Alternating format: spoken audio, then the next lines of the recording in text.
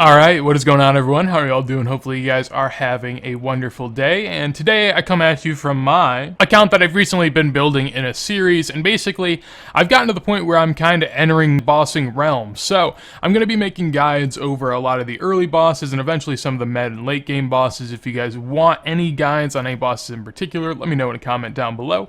But today we are here with the Crazy Archaeologist. For today we are going to need 50 magic and 40 prayer. Now the 50 magic is for either Iban's Blast, Magic Dart if you don't have Iban's Blast, or 59 for Fire Blast, which is what I'm using here today. 50 is probably the bare minimum. You could maybe get it done lower, but you know, I really wouldn't want to. I mean, definitely recommend 50 plus, and then 40 prayer is needed for Protect from Missiles. As far as the notable drops from Crazy Archaeologist, you have the Odium Shard 2, the Malediction Shard 2, and the Mysterious Emblems that you can get.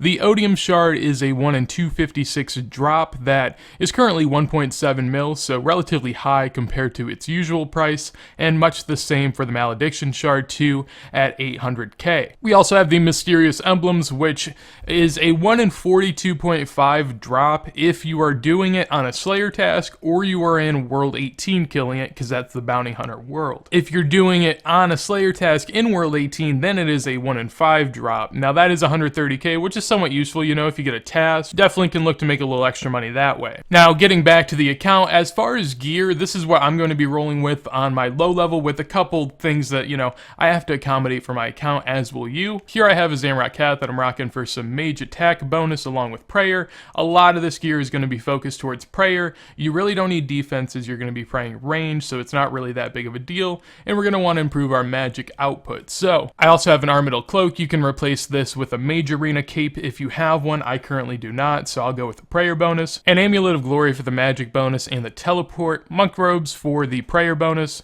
along with a Book of War. Now, a Book of Darkness would be the best. That's close to 800k to a mil at the moment, so I'm not really going to go with it. Then I have Mystic Boots and Gloves for the magic bonus, and a Staff of Fire. Obviously, if you have different spells, your staff may change, but since I'm going with the Fire Blast, that's what I'm opting for. Now, if you're on more of a main account and are wondering what is best for you, this is what I would rock with. I'm wearing a Farseer Helm for the magic bonus, an Occult Necklace, obvious, best in slot amulet there, a Zamrock Cape because I don't want to bring my Mage Arena 2 cape out, Monk Robes again, a Trident of the Swamp. Here is the Book of Darkness as well, which offers a little bit more magic bonus. Also, Barrow's Gloves. You can downgrade here if you don't want to risk it, but you really shouldn't die out here too much to PKers. I'd imagine you'd be fine. Mystic Boots, and here I also have a Ring of Wealth for the teleportation out from the Crazy Archaeologist. Also, one thing I forgot to mention because I didn't have the money to mention it is that an Imbued Heart on a main account is very helpful, as you can boost your magic while you're out there, so if you have the money for that, definitely would recommend. Now, looking at the inventory, I'm bringing 3 prayer potions. If you learn to avoid his attacks better, you can bring more prayer potions, but that's just really up to you. I have a burning amulet to teleport out there along with my runes, and then I have sharks and cooked karambwans for combo food. Really doesn't need to be combo, but I figure, you know, why not? Can't really hurt. So, ways to get out here. The Crazy Archaeologist is located here in these ruins. Now, you can teleport there with the Ancient Spellbook. However, if you don't have that unlocked, you can also buy a Cemetery Teleportation tab from the Grand Exchange and use that. Or I'm going to be opting for the Burning Amulet and running northwest to him. Either way, it's a pretty straight shot, so you shouldn't have too hard of a time. That's the wrong place. As I was saying, you teleport to the bandit camp and should be pretty easy to find your way there. Just run to the northwest up until about level 23 Wilderness. And so now here he is. This is where he will spawn, right on over here. So in his usual location, he kind of roams a little bit if you start wandering around, but pretty easy to kill him. We're going to want to throw on a range attack, and whenever I attack him, he will start just spewing out just a ton of text, and what we are going to want to look for is Rain of Knowledge. When he says that, he will throw 3 balls in a 3x3 square of you. You have to run out of that square. Those balls will then recoil and do the same again, and then you can just go back and you're fine. It is really easy to avoid the attack, and since you're standing further away from him, he cannot melee you.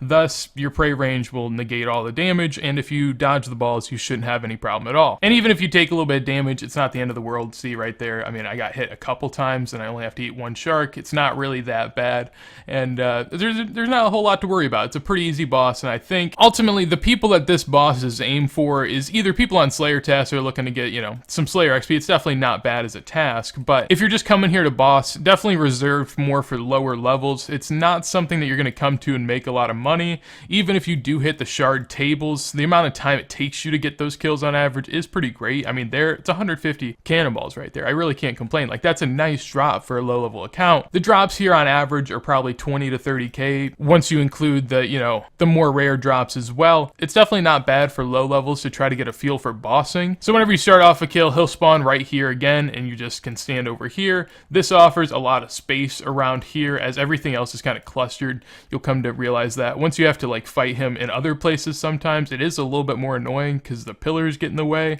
But if you fight him out in the open like this, it's pretty easy to be able to avoid it. So, oh my god. Oh my god, I'm gonna die. Oh my god, I clicked away. At the end of the day, this method is decent for lower levels, as it gives you an experience of bossing that you can't really attain elsewhere.